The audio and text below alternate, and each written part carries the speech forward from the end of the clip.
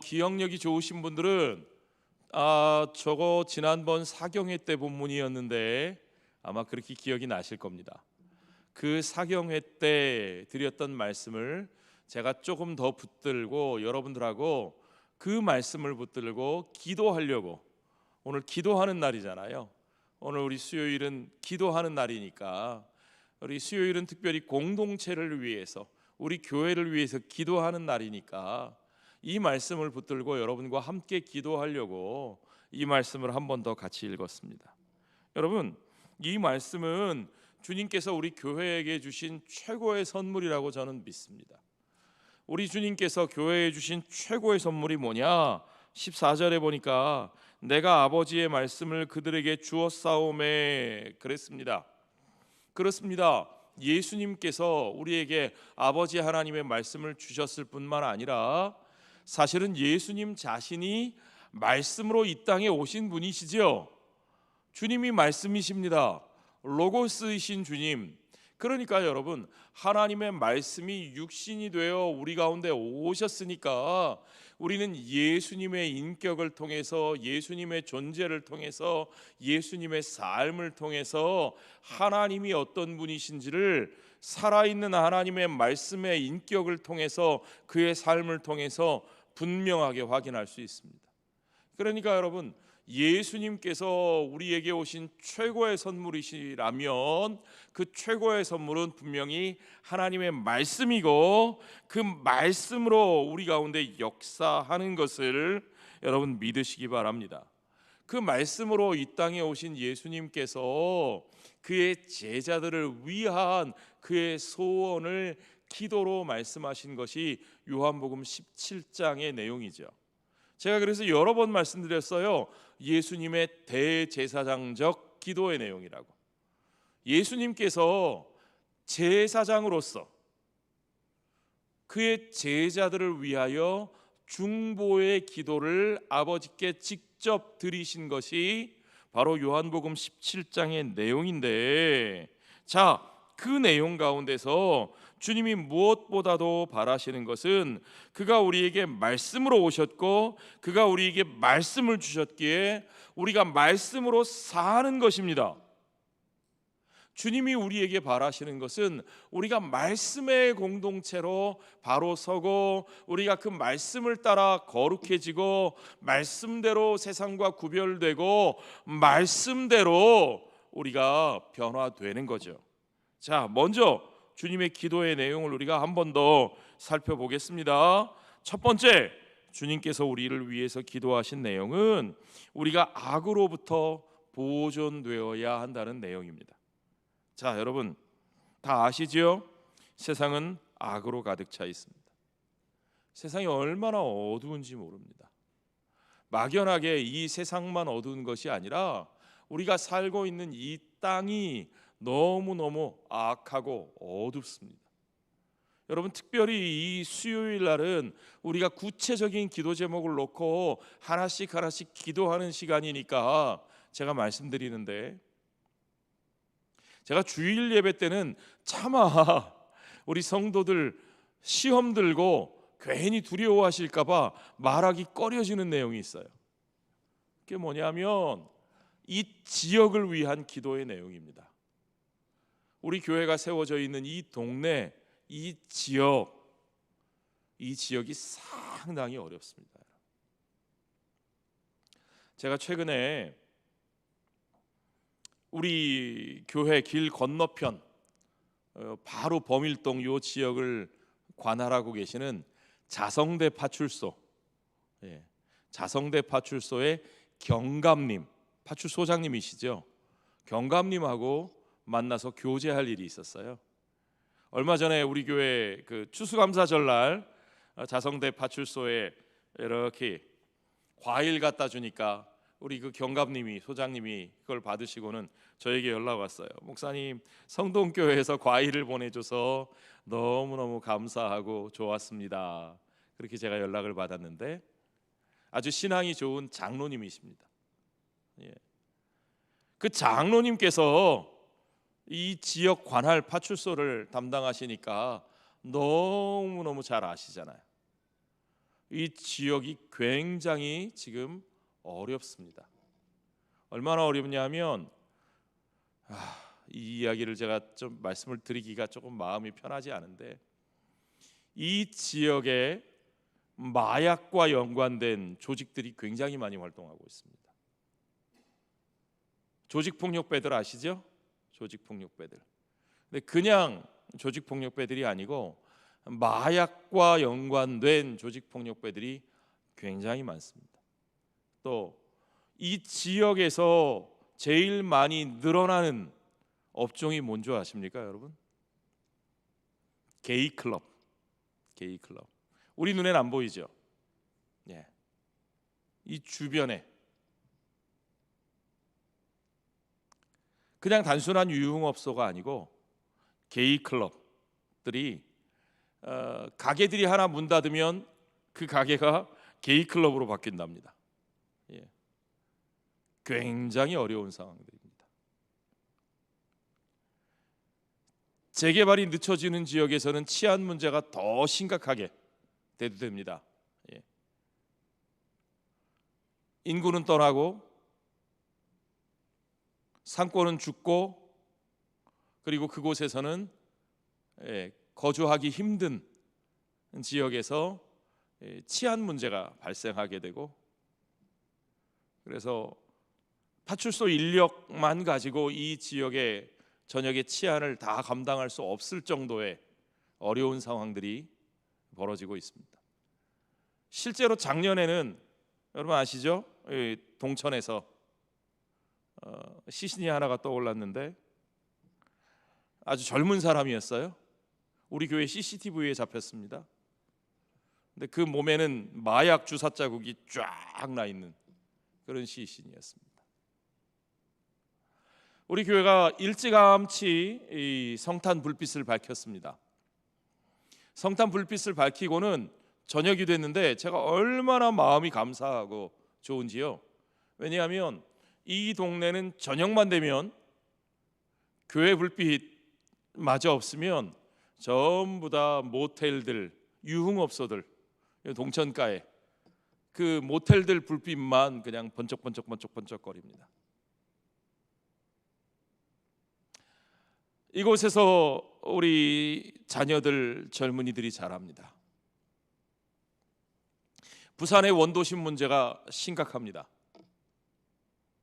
재개발이 점점 동력을 잃어가고 있습니다. 치안 문제가 심각해질 수밖에 없습니다. 우리가 이 지역을 위해 기도해야 됩니다. 이 지역 주민들을 위해서 우리가 기도해야 됩니다. 세상이 어두워질수록 우리 그리스도인들이 정신 차리고 우리가 사는 지역을 우리가 책임져 나갈 수 있도록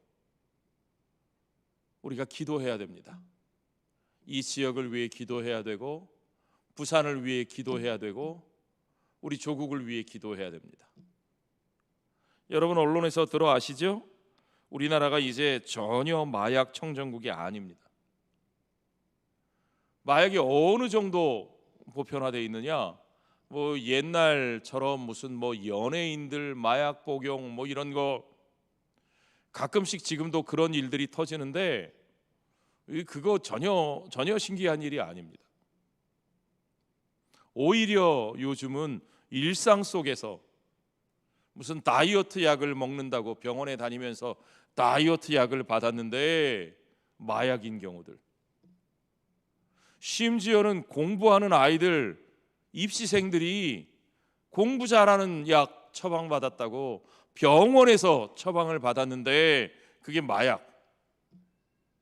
경우들이 지금 비일비재하게 벌어지고 있습니다.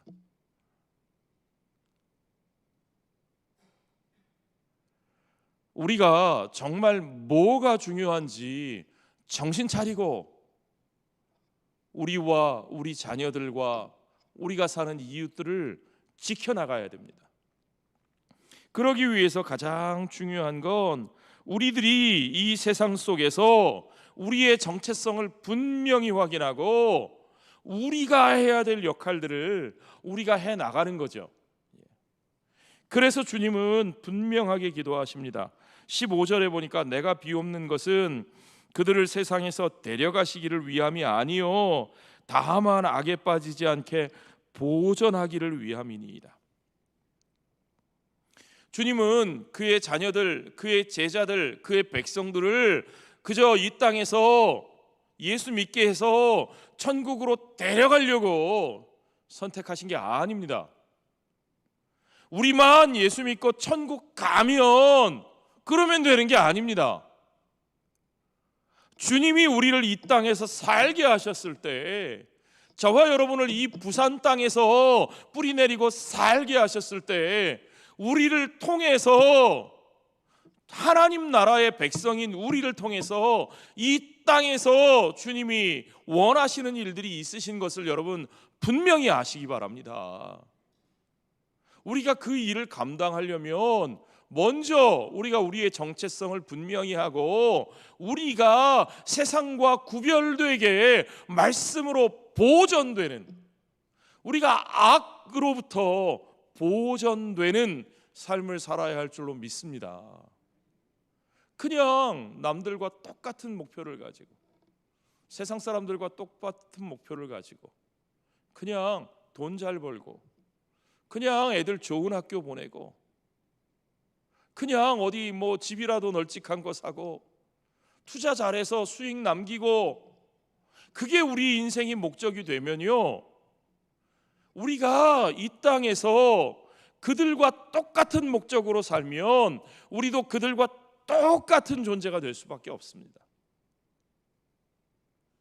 그냥 나 혼자 뭐 나는 술도 안 먹고 담배도 안 피고 마약도 안 하고 도둑질 안 하고 살인 강도 안 하고 그러고 사니까 나는 괜찮은 거지, 나는 다르지. 여러분, 주님이 우리에게 원하시는 건 그런 게 아닙니다. 세상 사람들과 다른 목표를 가지고, 주님이 우리를 이 땅에 살게 하신 그 목표를 가지고 이 땅 가운데서 말씀으로 사는 구별된 존재로서 우리가 살아가기를 원하는 거죠. 주기도문에서도 주님께서 다만 악에서 구하옵소서, 우리가 그렇게 날마다 기도해야 된다고 말씀하지 않으셨습니까?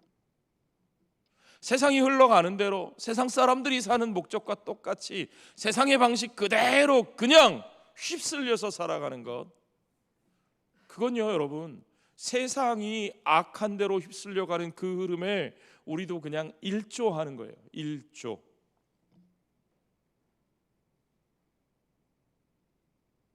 세상의 가치를 따라서, 세상의 흐름을 따라서 같이 흘러가 버리면 여러분, 세상이 저지르는 그 죄에 대해서 나는 저런 짓 안 하니까 괜찮아가 아니라 우리가 그 세상의 악에 그대로 동조하고 있는 것이라는 사실을 여러분 분명히 아셔야 합니다. 우리는 하나님의 말씀을 통해서 우리의 삶의 정체성을 지켜나가야 됩니다. 말씀으로 사단의 유혹을 광야에서 이겨내셨던 예수 그리스도처럼 물질과 떡에 대한 유혹, 인기와 명예에 대한 유혹, 권력과 권세에 대한 유혹, 그 유혹을 단호하게 끊어내고 하나님의 말씀으로 사는, 하나님의 말씀으로 사는 삶이 무엇인지를 세상 가운데서 드러낼 수 있는 저와 여러분 되시기를 주의 이름으로 축원합니다. 그래서 두 번째는 우리가 말씀으로 거룩해질 수 있어야 됩니다. 주님이 우리를 위해 그렇게 기도하셨습니다. 그들을 진리로 거룩하게 하옵소서. 아버지의 말씀은 진리니이다.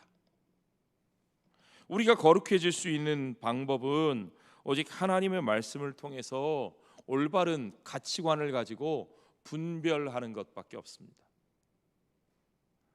그들이 세상의 더러운 일에 동조하면서도 아무 문제의식을 못 느끼는 이유는 말씀의 가치관으로 우리의 눈이 변해 있지 않아서 그래요. 지난 주일날 우리가 마태복음 6장에서 봤잖아요. 눈이 어두우면 아무것도 몰라요. 온몸이 어두울 수밖에 없어요. 죄인의 특징이 뭔 줄 아세요? 자신이 비참한 가운데 있으면서도 자신이 얼마나 비참한 줄 몰라요. 왜요? 볼 줄 아는 눈이 없으니까요. 말씀을 바로 깨닫고 말씀 안에서 날마다 거하지 않는 사람은 자신이 세상의 흐름을 따라가면서 살고 있으면서도 내가 세상 따라가면서 사는지 몰라요. 그냥 나는 주일날 예배 드리러 가고 그저 나는 그래도 헌금도 하니까 그러니까 나는 저 사람들하고 다르지. 자기는 그렇게 생각을 하는데 사실은 세상 사람과 똑같이 그 흐름을 따라 그냥 살아가고 있다는 거죠. 세상 사람들이 좋다 그러는 걸 보면 그거 다 좋은 줄 알고 어떻게든 그거 좀 손에 넣어보기 위해서 똑같이 싸우고 세상적으로 사는 거죠. 성경은 그저 들고 다닌다고 우리가 거룩해지는 게 아닙니다. 요한계시록 1장 3절 말씀 보니까 이 예언의 말씀을 읽는 자와 듣는 자들과 그 가운데 기록한 것들을 어떻게 하는 자들이? 지키는 자들이 복이 있다. 여러분 이 중에 뭘 아십니까? 예배 나오시니까 설교를 듣긴 하시죠? 예. 일주일에 1시간 설교를 듣기는 하십니다. 수요예배까지 나오셨으니까 최소 2번은 들으시네요. 대단하십니다. 항상 잔소리는 하고 계신 분들에게 잔소리를 하게 되죠. 예. 안 나오신 분들은 잔소리도 안 들어요. 그러니까 안 나갈 걸 그랬어. 듣기는 하는데 여러분 말씀을 읽으십니까? 정말로 말씀을 읽으십니까? 예. 목사가 앞에서 뭐라 그러는 소리가 진짜 저 소리가 내가 아멘 해야 될 소리인지 아닌지 여러분이 직접 성경을 읽으십니까? 읽어야 분별을 하죠. 그렇죠? 성경이 정말 뭐라고 말씀하시는지 내 눈으로 어느 한 구절이 아니라 성경 전체가 뭐라고 말씀하시는지 그 문맥에 맞춰서 정말 성경이 말씀하시는 것이 그것인지를 확인할 수 있어야 됩니다. 그게 베레아 사람들의 모습이잖아요. 베레아 사람들은 더 신사적이어서 바울이 말한 말을 듣고 가서 그 말씀이 그런가 하여 말씀을 확인하고 상고했다 그랬죠. 예, 여러분들이 직접 성경 말씀을 읽어 나가야 여러분들이 속지 않으실 수 있어요. 여러분 세상은 여러분을 속이는 종교 지도자들이 얼마나 많은지 모릅니다. 여러분 장 목사를 뭘로 믿으세요?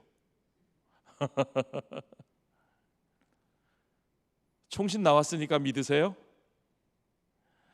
성동교회에서 위임 받았으니까 믿으세요? 믿어주시니까 감사하긴 한데 예. 중요한 건 저 사람이 정말 하나님의 말씀을 가르치고 있는지 여러분들이 하나님의 말씀을 확인하실 수 있어야 됩니다. 저 사람이 말하는 게 진짜 하나님의 말씀의 본래 의도인지 성경 전체가 진짜 그걸 얘기하는 건지 아니면 성경의 어느 한 부분을 잘라서 이용해서 저 사람이 지금 자기 얘기하고 있는 건지 여러분들이 그걸 분별해 내실 수 있어야 그래야 이상한 종교 사기꾼들이 여러분들을 조종하지 못합니다. 여러분 깨어 있으셔야 됩니다. 마지막 때는 미혹하게 하는 자들이 너무너무 많은 시대입니다. 듣는 것만 가지고 안 됩니다. 여러분들이 성경을 직접 읽으셔야 됩니다. 그리고 무엇보다도 성경을 아무리 많이 읽고 달달달달 외워도 그것을 나의 삶에 올바로 받아들여 적용하고 실천하지 않으면 아무 소용이 없습니다. 그러므로 계시록의 말씀처럼 그 말씀을 읽는 자와 듣는 자와 그 가운데 기록한 것을 지키는 자들이 복이 있다. 이 세 가지 은혜를 여러분들이 날마다 누리심으로 여러분들이 진정으로 복된 삶을 사시길 주의 이름으로 축원합니다. 그렇습니다. 말씀이 여러분의 인격과 삶 속에 육신화되어야 돼요. 좀 유식한 말로 인카네이트 되는 겁니다. 우리 예수님께서 말씀이 육신이 되어 이 땅에 오신 것을 인카네이션, 성육신이라고 불러요. 그렇죠?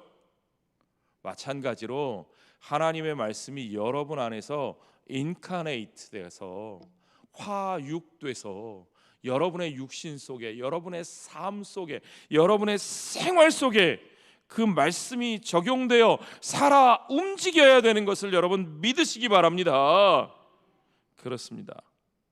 우리가 말씀에 순종하지 못하면 들은 말씀, 읽고 암송한 말씀, 그 말씀은 결코 우리를 거룩하게 할 수 있다고요? 없다고요? 없습니다. 아무리 많이 알아도 그 아는 것이 우리를 구원할 수 없다는 사실입니다. 여러분, 예수님이 누구신지는요, 예수님이 쫓아내던 귀신도 알았어요. 기억나시죠? 예수님이 군대 귀신들어 나가라 그러니까 예수여, 당신이 누군지 우리가 알겠지만 당신이 우리를 이렇게 내쫓지 마십시오. 귀신도 알았다니까요. 귀신도. 그러니까 여러분, 아는 것이 전부가 아닙니다. 그 말씀을 아멘으로 받아들이고 순종하고 그 말씀을 적용하여 살아내야 하나님의 거룩한 백성의 삶이 열매 맺는 것을 믿으시기 바랍니다. 그때 우리는 세상과 다른 구별된 삶을 살게 됩니다. 그럴 때 예수님이 기도하신 것처럼 세상 안에 존재하면서도 세상과 다른 삶을 사는, 이게 어려운 거죠. 이게 정말 중요한 거예요. 주님은 우리가 세상 속에서 살면서 세상과 다른 삶을 살기를 원하셨어요. 차라리 너는 세상과 다른 삶을 살아야 되니까 너 내가 빨리 데려가 줄게. 그럼 쉽죠, 그렇죠? 데려가 버리시면 뭐 세상 아닌 데 가서 살면 쉽죠. 그러니까 기도원 가서 저 산 꼭대기에 가서 사시는 분은 쉽다니까요. 예. 그건 쉬운 거예요. 산 속에서 영성을 쌓는 건 쉬운 겁니다. 그러나 주님이 원하시는 건 세상 속에서 우리가 올바른 영성을 가지고 살아가는 거예요. 그러니까 여러분, 세상이 악한데 우리는 그 악한 세상 속에서 악한 세상에 물들지 않고 구별된 하나님의 백성으로 살아야 되니까 세상과 다른 가치관을 가지고 살아가니까 세상이 우리를 미워해요, 좋아해요? 미워하죠.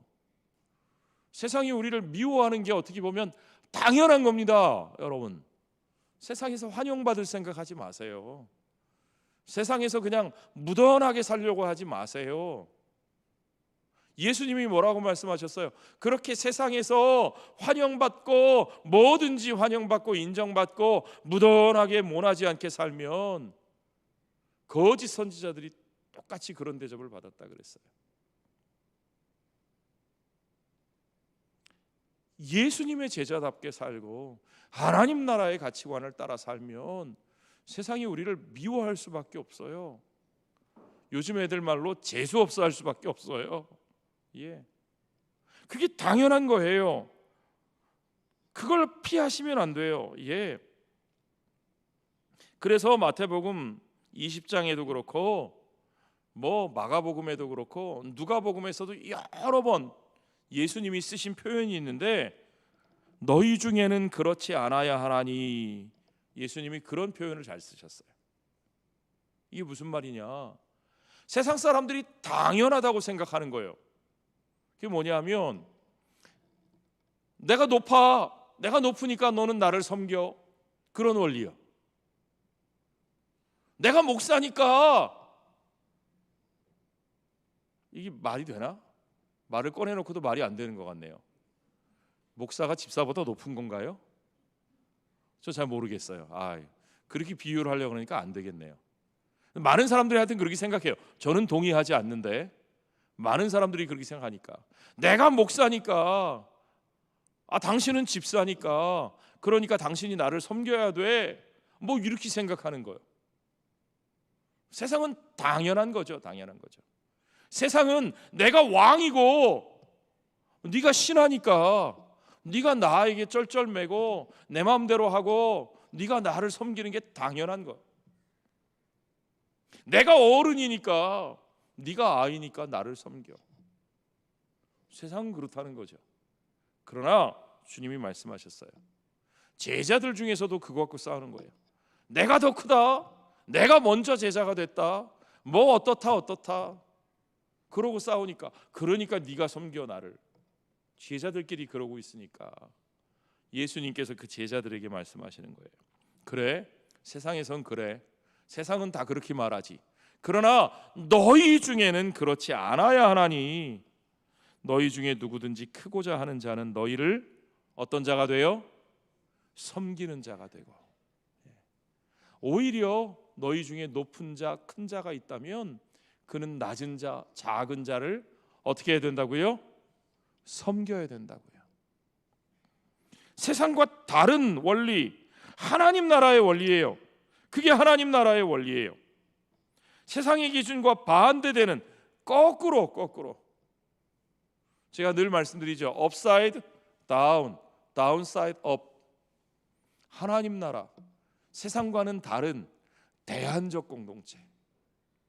세상과 똑같은 공동체가 아니라 세상의 가치 기준을 뒤집어 엎는 세상과 다른 대안적 공동체를 우리 그리스도인들이 만들어 가야 된다는 겁니다.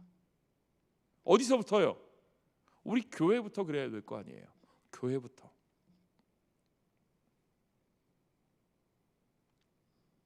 그럴 때 세상과 다른 공동체, 세상과 다른 대안적인 공동체, 대안적인 삶을 만들어 갈 때 우리 그리스도인들은 존재 그 자체로, 우리가 그런 존재로 살아가는 것 자체만으로도 이게 세상의 도전이 되는 거죠. 세상의 감동이 되는 거죠. 여러분, 그리스도인들이 세상을 향해서 세상에 나가서 우리가 뭐 세상을 뒤집어 엎고 막 세상의 조직을 바꾸고 무슨 막 혁명을 일으키고, 예수님은 그런 거 원하지 않으셨어요. 만약에 예수님이 그런 거 원하셨다면 예수님이 열심당 편에 서셨겠죠. 그렇죠?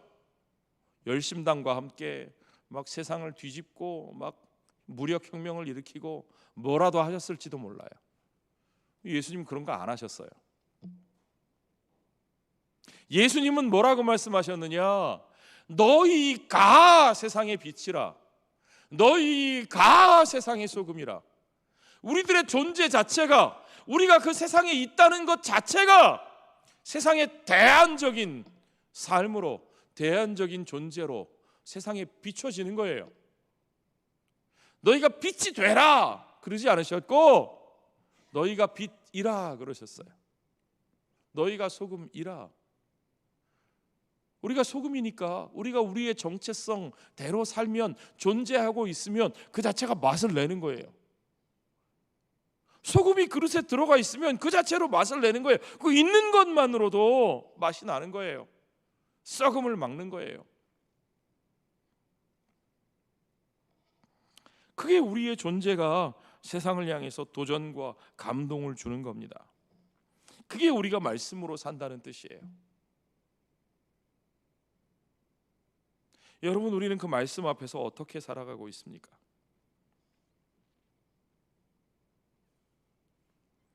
그 말씀을 우리의 삶에 진짜로 제대로 적용하기 위해서 그 말씀을 붙들고, 예수께서 말씀하시는 그 하나님 나라의 가치를 붙들고 그걸 가지고 씨름해 보셨어요. 정말로 여러분의 삶 자체에.